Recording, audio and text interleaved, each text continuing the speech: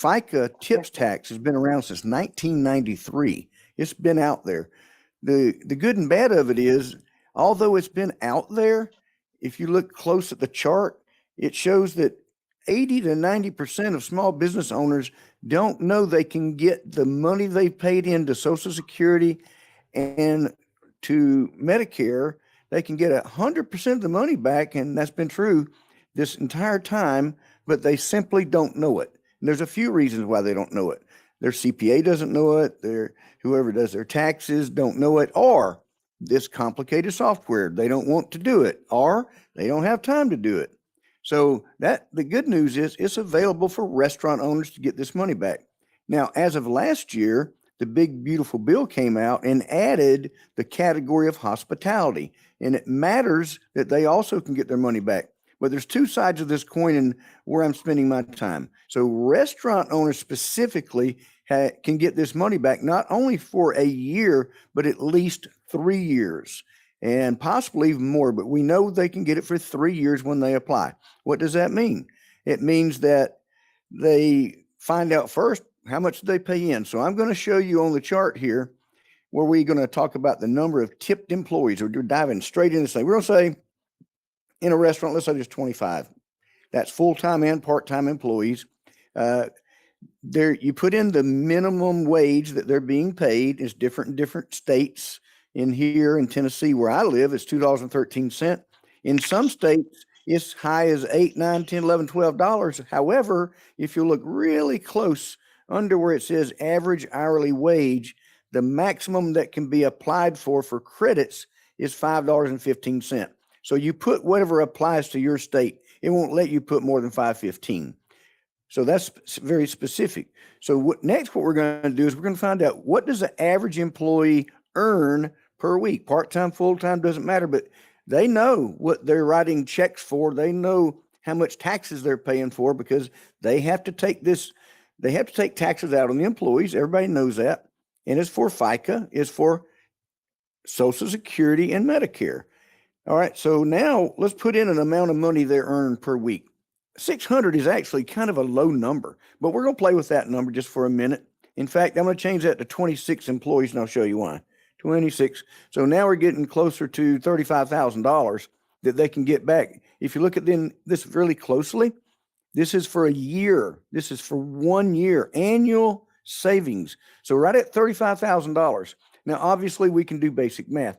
What I just said a minute ago was they can get this for 3 years. So you multiply this times 3. Oh, by the way, down at the hourly, how many hours they work a week, that you just change that to whatever's real. So again, depending on hours, it'll change a little bit.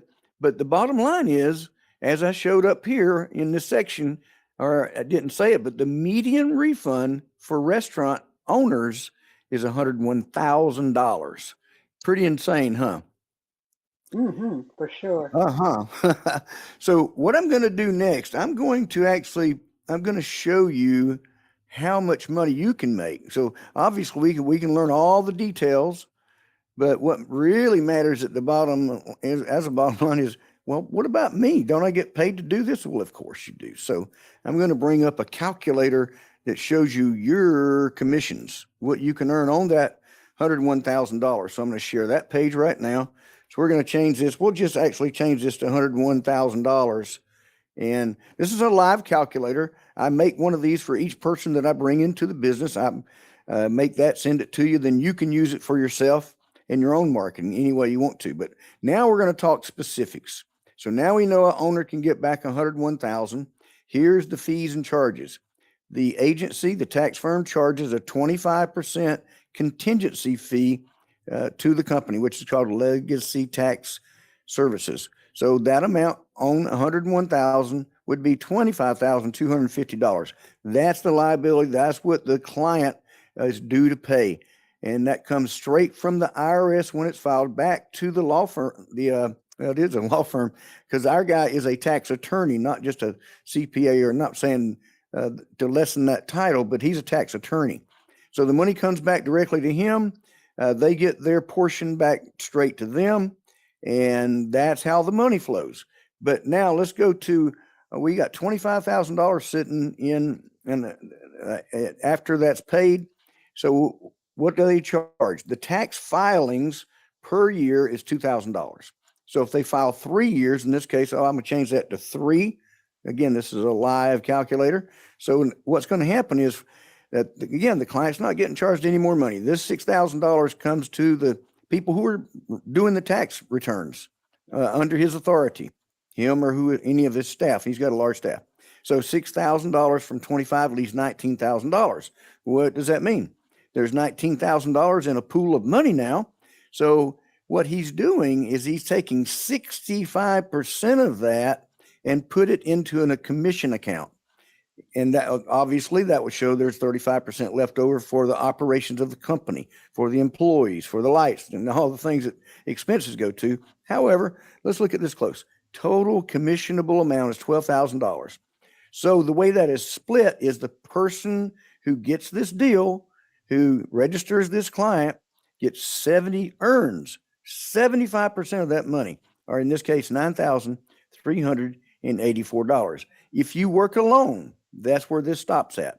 If you decide to build a team and do what I'm doing, this is how you discovered me, is if you want to refer people when they go out and get business, they'll get paid the same way you will, in this case, $9,384, and you will earn $1,251. So I'm a team builder. If you like team building, you can see there's 3 levels. You get paid 3 levels of people, 1251, and then 625 would be the 3rd level.